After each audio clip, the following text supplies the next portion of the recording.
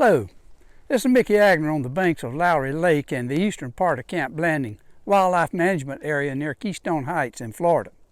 Today I want to introduce you to Lowry and Magnolia Lakes, two great recreational resources in north central Florida.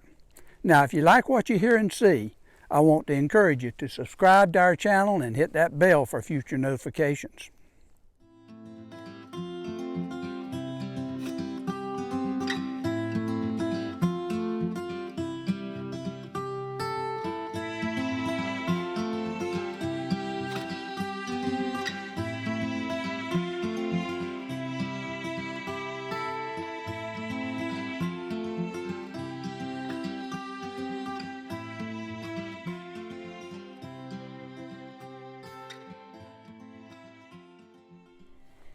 Lowry and Magnolia Lakes lie among a massive distribution of lakes that litter Florida's interior. In ancient times, when Florida was underwater, it formed a large layer of lime rock from the coral and shells. When the land rose above sea level, rainwater percolating through the soil eroded and dissolved much of that rock, causing the surface to settle and collapse in places, forming all of these lakes. In another ancient time, the state lay partially underwater, and the ocean shoreline crashed into the state's interior, depositing vast amounts of sand. Lowry and Magnolia Lakes lie on one of those areas known as Trail Ridge. That ancient historical period has provided many of the lakes in this area sandy bottoms that result in beautifully clear water that many of them are noted for. Now that ancient history explains a lot, but it doesn't explain why Lowry and Magnolia Lakes are unique water resources in north central Florida. To better understand that, let's fast forward to 1957, when Magnolia Lake State Park was established as a separate but equal facility to balance the provision that Goldhead Branch State Park, which operated as a 600-acre whites-only facility only 10 miles from Magnolia Lake. Now, the civil rights legislation in 1964 racially integrated Goldhead and consequently returned Magnolia Lake Park to the National Guard. Fortunately, and due to public demand, access to the two lakes was continued. Unfortunately, the public access to Lowry and Magnolia Lakes was short-lived due to 9/11.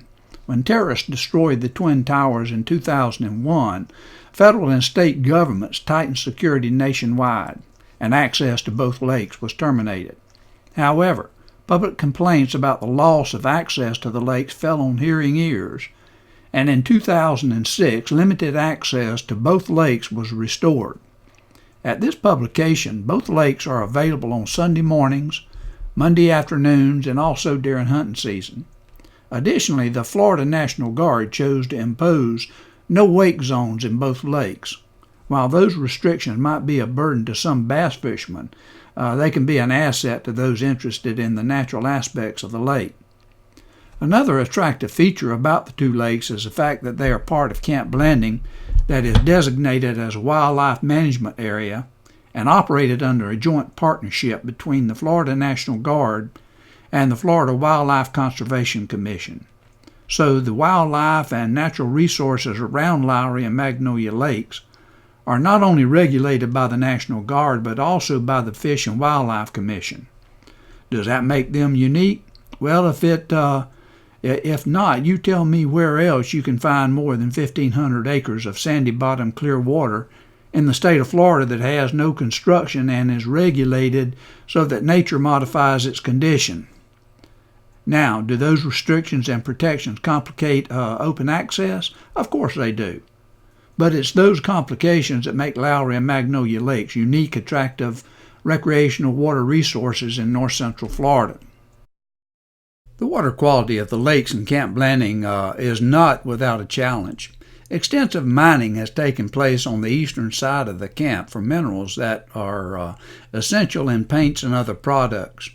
Originally, the land was mined with little preparation. However, within the last 30 years or so, the topsoil has been removed prior to mining and subsequently replaced, and the area appears to have been reclaimed nicely. The camp does have a bombing range, and that area has been extensively exposed to explosives. However, the main concern related to the management of the camp is the impact upon the surrounding lakes in the Keystone area. The small Alligator Creek connects Lowry, Magnolia, Geneva, and Brooklyn lakes. Brooklyn and Geneva lie outside the camp with extensive residential development, and unfortunately their water levels have vacillated significantly in recent years. Many people attribute that variation to Alligator Creek flow obstruction, and those people believe that the water flow issue is due to the presence of corporate pipelines that cross the creek. The water flow you're looking at here is Alligator Creek, and it's representative of the quality of lake water that resides along Trail Ridge. Most often a thin layer of algae will form on the sandy bottom of still lake water, giving it an opaque appearance. However, in areas with swimming activity, the algae is disrupted and the bright and sandy bottom gives the water a silvery clear appearance. Here, Alligator Creek displays the real water quality that actually represent most of the lakes along Trail Ridge. Both lakes had good fishing reputations when the access was convenient, and those reputations have done nothing but improve since 9/11 restrictions. Lowry, being the larger of the two, also gets the most traffic. Magnolia has a steeper depth decline and, according to bathymetric maps, reaches depths of around 48 feet. The same maps indicate that Lowry's deepest locations are generally under 30 feet. Because of the more shallow nature, Lowry's shoreline maiden cane growth reaches into the lake further. Consequently, it produces a more abundant shoreline bass catch. Magnolia is known for the crappie and shellcracker bite, especially during bedding season. The bass harvest in Lowry especially has a good reputation for size and quantity. Likewise, both lakes provide good crappie, bluegill, and shellcracker catches during the summer's new and full moon. The distractions and clutter of civilization are minimal in the entire camp landing area. There's absolutely no residential or commercial construction around the perimeter of either lake, giving you that real close-to-nature feel. Even signs of previous residential development are rare. The only signs of any prior buildings are the sparse remains of portable cement pillows previously used for housing foundations. During the summer, when the sound of gunshots don't echo in the area, wildlife exposure is better. Both Lowry and Magnolia Lakes have a creek mouth entrance and exit, which also attracts numerous reptile and bird representatives. Banded water snakes, gators, and wading birds are especially numerous. The network of unpaved roads between Magnolia and Lowry Lakes always display an extensive collection of wildlife tracks, including coyote, bear, deer, raccoon, and possum. The area has a larger population of coyote and bear than any other region in Central Florida except for the Ocala National Forest. The checking station employee on Treat Road was recently surprised when she reacted to a scratching sound and saw a large black bear peering through the guard station window. The Florida Game and Wildlife officials caution that the area does have a prolific bear population. Accordingly, they advise visitors not to run or climb trees if approached by bears. Black bears almost always avoid human contact, but there are rare and isolated exceptions. Two of the more common wildlife encounters in the area is with wild turkey and deer. Both species are more visible at times other than the open hunting season. Turkeys are especially common at those times, and they are large and beautiful birds and frequently travel in flocks. For those people who mingle recreational paddling with fishing and photography, these two lakes are a diamond in the rough. The restricted access, no wake zone restrictions, and the fishing preference for Lowry make Magnolia especially an attractive water to paddle.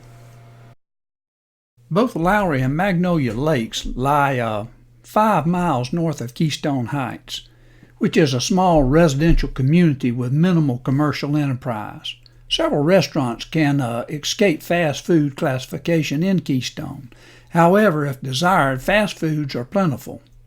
Several of the Keystone restaurants that sidestep the fast food categorization include the following: McHenry's Sports Pub, Johnny's Barbecue and Catering, Keystone Inn Family Restaurant, Laredo's Mexican Restaurant, and Blue Water Bay in nearby Melrose.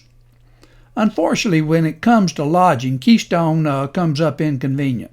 There are no motels and hotels in the community. For overnight travel to the area, surrounding locations become essential.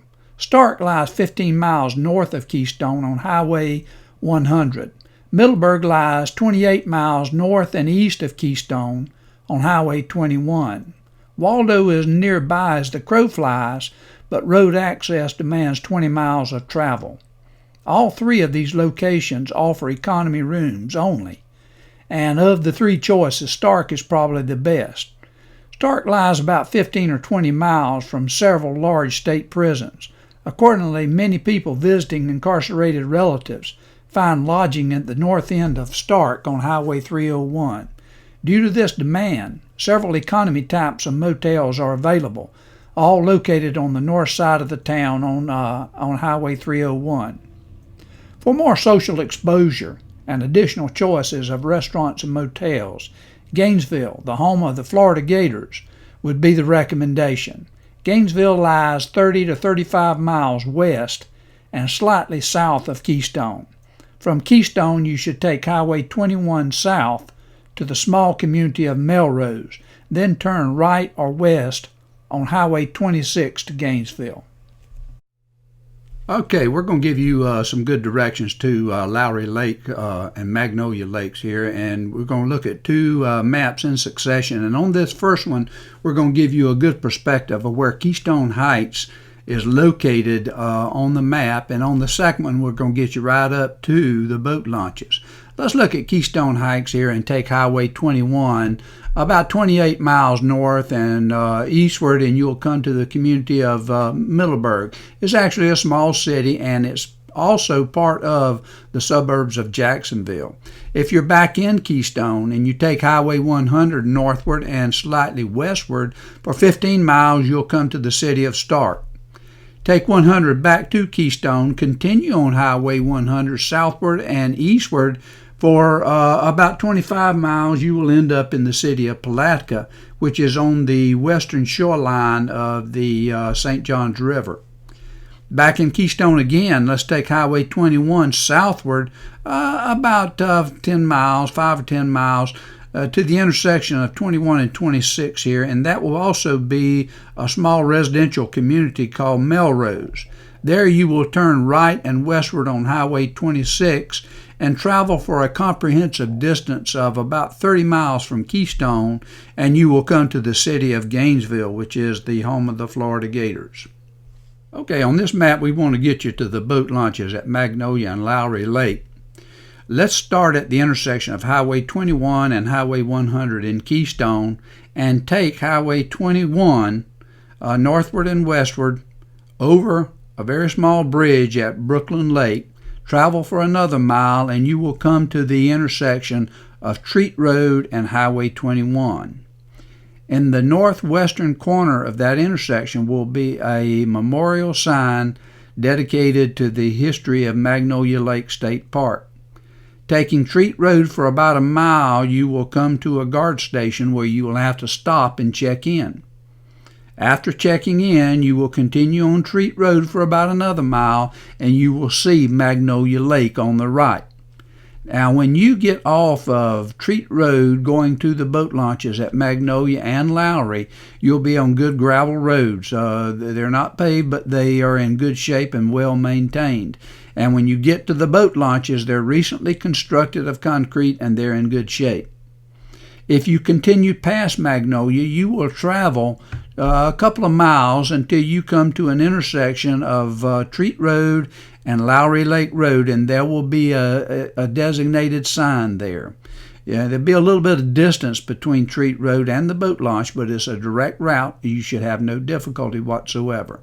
That'll get you right up to the boat launches at both lakes. I hope that you've enjoyed this presentation, and more importantly, I hope that you get to enjoy Lowry and Magnolia Lakes in the near future. They're both really beautiful lakes with no commercial development and little public use. Now remember, if you like what you saw and heard, subscribe and hit the bell.